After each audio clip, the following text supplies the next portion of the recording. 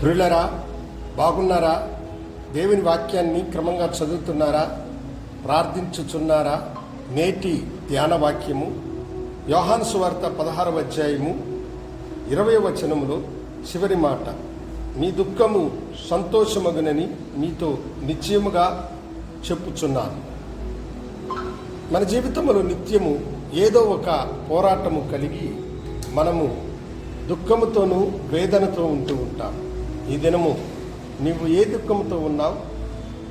ఏ యొక్క సమస్య నీ హృదయమును బాధిస్తూ ఉన్నది? ఈ దుఃఖ సాగరముల నుండి నన్ను విడిపించువారు ఎవరు అని నీవు మదనపడుచున్నావా? ప్రభు అయిన యేసు నీతో చెబుతున్నాడు, మీ దుఃఖము సంతోషమగునని. అవును, ఆయన మీ దుఃఖాన్ని సంతోషముగా మార్చేటువంటి గొప్ప దేవుడు. దేవుని వాక్యములో సారేపత్తు అనేటువంటి ఒక ఊరున్నది. ఆ ఊరిలో ఉన్నటువంటి విధవరాలు తన కుమారుడు చనిపోయినప్పుడు ఆమె దైవజనుడైనటువంటి ఏలియాతో, అయ్యా, మిమ్మలను నేను దేవుని మాట ప్రకారం పోషించాను, ఇప్పుడు నా కుమారుడు చనిపోయినాడని ఏడ్చి ప్రలాపించింది.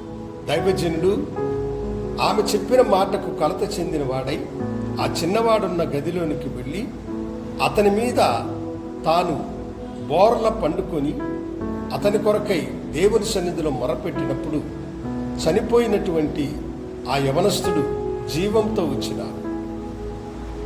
ఆమె యొక్క దుఃఖమును దేవుడు సంతోషముగా మార్చినాడు. అలాగనే యాయిరు అనేటువంటి ఒక సమాజ మందిరపు అధికారి తన కుమార్తె చావడానికి సిద్ధముగా ఉన్నదని చెప్పినప్పుడు యేసు అతని ఇంటికి వెళ్ళేటప్పుడు కొందరు వచ్చి, బోధకుణ్ణి తొందరపరచుకు, నీ కుమార్తె చనిపోయినదని చెప్పారు. యేసు అతనితో కూడా అతని ఇంటికి వెళ్ళినప్పుడు అక్కడ అందరూ ఏడ్చుచు ప్రలాపించుచున్నారు. యేసు ఆ చిన్నది ఉన్న గదిలోనికి వెళ్ళి తలితాకుమి అని చెప్పగా మరణించిన ఆ బిడ్డ సంతోషముగా లేచింది. వారి దుఃఖము సంతోషంగా మార్చబడింది. ఈరోజు ఏ దుఃఖము నీ హృదయాన్ని పిండుతున్నది?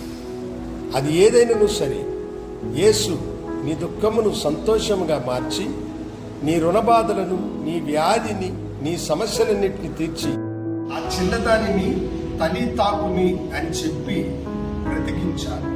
వారి దుఃఖమునైనా సంతోషంగా మార్చాడు. ఈ దినం నువ్వే దుఃఖంతో, ఏ సమస్యతో ఉన్నావు? రుణబాధలలో, వ్యాధిలో నువ్వు ఉన్నావా? యేసు నీ దుఃఖము సంతోషంగా మార్చి నీకు ఆనందమును అనుగ్రహించుగాక. ప్రార్థించుకున్నాను. కనుడా నీకు వందనాలు. ఈ బిడ్డల యొక్క దుఃఖము సంతోషంగా మీరు మార్చి ఆశీర్వదించుకుని యేసు నామమున అడిగి వేడుకుంటున్నాము. ఆమేన్. శుభోదయం. ప్రభు మిమ్మల్ని దీవించుగాక. ఆమేన్.